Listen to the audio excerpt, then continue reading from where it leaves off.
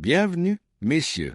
Le chemin pour devenir soi-même n'est pas une route droite, mais un champ de bataille. Tout homme Sigma traverse une série d'étapes inattendues, souvent douloureuses, avant de pleinement comprendre qui il est. La société ne le prépare pas à cela, ne lui donne pas un manuel de règles ni un mentor pour le guider. Il trébuche dans la confusion, l'isolement et une brutale conscience de soi, tout en observant un monde qui fonctionne d'une manière qui lui est incompréhensible. Il fut un temps où vous vous êtes demandé « Pourquoi est-ce que je ne rentre pas dans le moule ? Pourquoi les conversations superficielles me semblent-elles si vides ? Pourquoi mon silence est-il mal interprété ? Vous avez essayé de vous adapter, de jouer le jeu, mais cela ne vous a jamais semblé naturel, parce que ce n'était pas fait pour vous. Vous n'êtes pas brisé ou perdu, vous êtes simplement câblé différemment. Là où les autres cherchent l'approbation, vous poursuivez la vérité. Là où ils s'enlisent dans les distractions, vous aiguisez votre esprit, voyant les choses telles qu'elles sont, pas comme on vous dit qu'elles devraient être.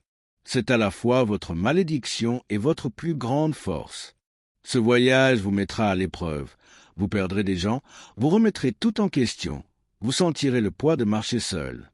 Mais à travers chaque étape, désillusion, détachement, maîtrise silencieuse, vous devenez quelque chose de rare.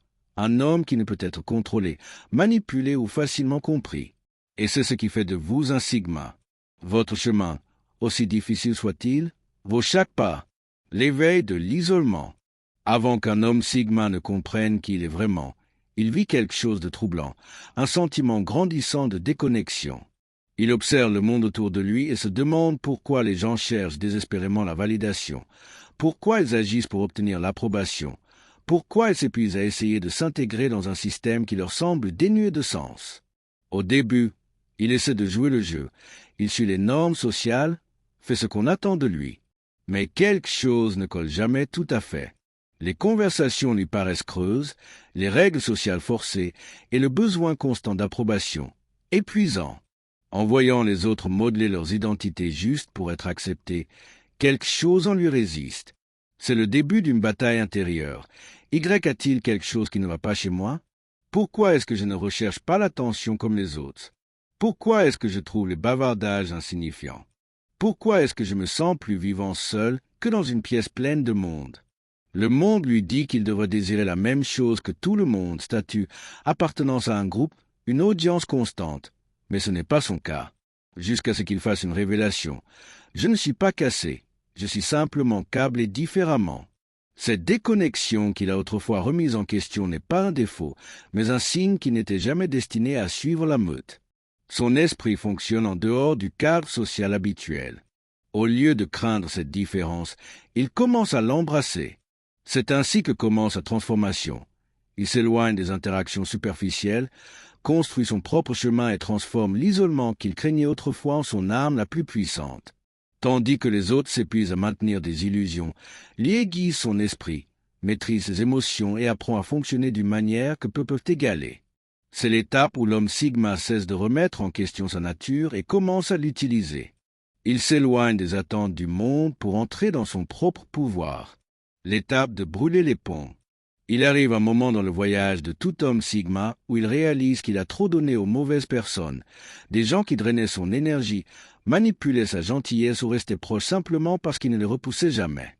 Mais une fois que cette révélation arrive, il n'y a pas d'hésitation. Il s'éloigne sans regarder en arrière. Pas par drame ou par éclat émotionnel, mais par survie. Il valorise sa paix plus que le maintien des apparences.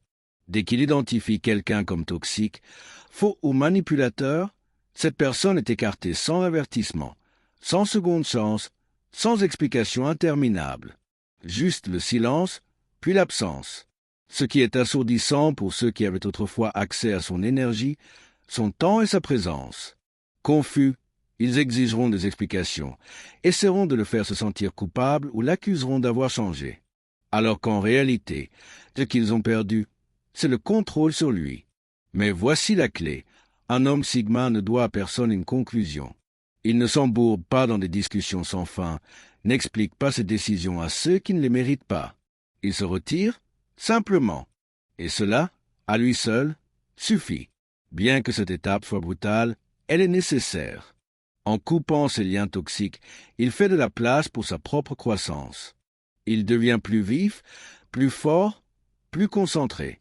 Si bien que lorsque les autres comprendront ce qu'ils ont perdu, il y aura déjà avancé. L'épiphanie de L. Efford Inverse. Pendant une grande partie de sa vie, l'homme Sigma croit en l'idée de travailler plus intelligemment, pas plus dur, optimiser son temps, affiner ses compétences, surpasser mentalement la concurrence. Jusqu'à ce qu'une révélation plus profonde le frappe. Même travailler plus intelligemment signifie que je suis encore lié à un système où ma survie dépend de l'effort, des délais et des résultats. Quelque chose qui ne lui semble pas juste. C'est alors que surgit l'épiphanie de l'effort inverse. Il comprend que la vraie liberté ne vient pas de surpasser les autres en travail ou en astuce, mais de décrocher sa survie du travail. Faire en sorte que l'argent travaille pour lui, au lieu de travailler pour l'argent. Construire des systèmes qui génèrent des résultats avec un effort minimal. Ce n'est pas de la paresse, mais exploiter le pouvoir de l'effet de levier. Il prend des décisions impitoyables, il arrête de vendre son temps et commence à créer de la valeur indépendamment de sa présence. Il investit dans la connaissance, des actifs ou des systèmes qui lui permettent de s'éloigner tandis que sa vie continue de couler. Ce changement le libère du besoin de prouver sa valeur par le travail, l'épuisement ou la poursuite illusoire du succès. Il conçoit sa vie selon ses propres termes, tandis que les autres, ne comprenant pas son calme, continuent de se noyer dans les responsabilités. Il ne voit pas que le jeu ne consiste pas à travailler plus dur ou plus intelligemment, mais à sortir du cycle complètement, atteignant un niveau de liberté que la majorité ne connaîtra jamais. La phase de désapprentissage. Depuis son plus jeune âge, on a inculqué à l'homme Sigma le même scénario qu'à tout le monde. Travaille dur, suis les règles, n'abandonne jamais. Une culture de l'effort où l'obéissance est récompensée et la persévérance, quel qu'en soit le coût, est considérée comme noble. Pendant un temps, il y croit, il s'efforce, se sacrifie, suit les règles, pensant que s'il travaille assez dur, il finira par réussir. Mais ensuite, quelque chose change. Il commence à remarquer des fissures dans le système. Il voit comment ceux qui travaillent jusqu'à l'épuisement n'en retirent rien. Comment ceux qui suivent les règles se font devancer par ceux qui les plient ou les brisent. Comment le n'abandonne jamais piège souvent les gens dans des luttes inutiles, investissant des années dans des emplois sans avenir, des relations toxiques ou des systèmes jamais conçus pour les avantager. Jusqu'à ce qu'ils comprennent, une grande partie de ce qu'on lui a enseigné n'était pas faite pour l'aider, mais pour le contrôler. C'est là que commence le désapprentissage. Il remet tout en question. Qui a créé ces règles? Qui en profite vraiment? Et surtout, est-ce que cela a du sens pour moi? Il remplace l'obsession de l'effort constant par l'efficacité. Il arrête de suivre aveuglément les règles pour jouer selon les siennes. Il voit, abandon non pas comme un échec, mais comme une redirection stratégique.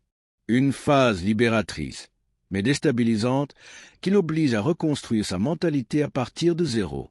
Mais une fois libéré du conditionnement, il n'y a pas de retour en arrière. Il n'est plus un pion dans le jeu de quelqu'un d'autre. Il est désormais celui qui fixe les règles. L'étape où les autres commencent à le copier. Au début, ils l'ont sous-estimé, l'ont traité de distant, d'étrange, de trop sérieux. Ne le comprenant pas, ils l'ont jugé.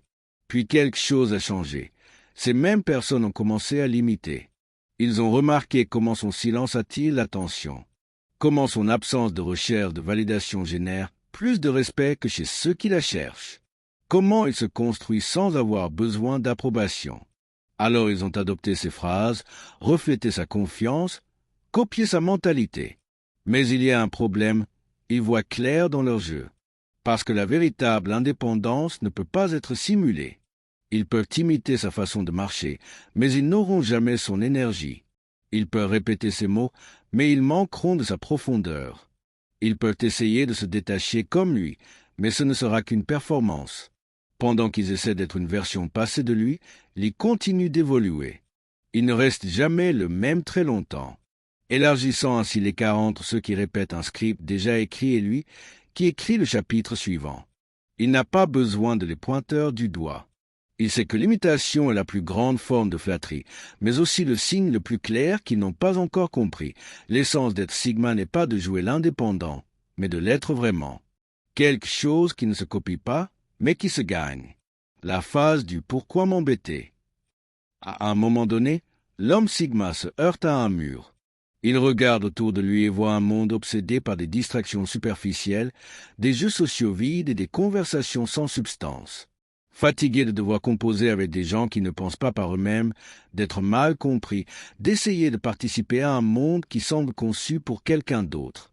Jusqu'à ce que la question surgisse. Pourquoi m'embêter? Ce n'est pas un moment de tristesse, mais de clarté brutale. Il se demande s'il ne serait pas plus simple de disparaître, de se retirer complètement, sans bavardage inutile, sans interaction futile, sans fin d'un intérêt pour ce qui ne l'intéresse pas. Et dans cette solitude, quelque chose devient cristallin. Il ne déteste pas le monde, mais le bruit. Il ne méprise pas les gens, mais leurs règles superficielles. Il ne rejette pas la société, mais refuse de s'y perdre. Alors, au lieu de s'isoler totalement, il redéfinit son existence. Il interagit à ses propres conditions, ne participe qu'où cela compte, filtre ce qui est insignifiant. Il ne prend pas ses distances par peur du monde, mais parce qu'il valorise sa paix. Il change pour toujours, cessant d'expliquer ses décisions, de se sentir coupable d'avoir besoin d'espace, d'attendre que les autres comprennent son mode de vie. Il se déplace différemment, non par amertume, mais parce qu'il sait que le monde ne lui fera jamais de place. Alors il la crée lui-même. La phase d'intimidation involontaire. À un moment donné, l'homme Sigma remarque quelque chose d'étrange. Les gens agissent différemment en sa présence. Pas parce qu'il est extrême, agressif ou conflictuel, mais simplement parce qu'il est là. Observant out and silence. Et c'est cela qui dérange le plus. Son contact visuel ferme, son attitude délibérément calme, son refus de suivre les prétentions sociales. Les autres ne savent pas ce qu'ils pensent, et cela les terrifie. La plupart sont habitués à ceux qui cherchent la validation, rient au bon moment, suivent le script social invisible. Mais le Sigma ne participe pas. Il ne force pas les sourires, ne remplit pas les silences avec des mots vides. Il existe simplement, pleinement présent et conscient. Et cela suffit à rendre les autres mal à l'aise. Ils projettent leurs insécurités sur lui. Pourquoi est-il si silencieux? Il doit se croire supérieur. Alors qu'en réalité, il est juste libre des bêtises. Il ne méprise personne, mais refuse de jouer un rôle pour plaire. Au début, il essaie peut-être d'adoucir sa présence. Puis il cesse de s'en soucier. Il comprend que leur inconfort est leur problème, pas le sien. S'ils se sentent exposés près de lui, c'est qu'ils ont quelque chose à cacher. Alors, à partir de ce moment, il s'approprie sa présence. Il ne se rapetisse pas pour accommoder les autres. Ne s'excuse pas d'être intense. Laisse les faibles s'intimider. Parce qu'au fond d'eux, ils savent, ils les voient tels qu'ils sont. La transformation de la solitude au pouvoir. Au début, la solitude ressemblait à une malédiction. L'homme Sigma a passé des années à se sentir étranger, à se demander pourquoi il ne pouvait pas se connecter comme les autres, à regarder les autres prospérer en groupes sociaux, se nourrissant d'attention et de bruit constant, tandis qu'il existait en silence, observant de l'extérieur. Puis quelque chose a changé. Il a cessé de voir la solitude comme un isolement et a commencé à la voir comme un avantage. Pendant que les autres se noyaient dans les distractions, il se construisait dans l'ombre.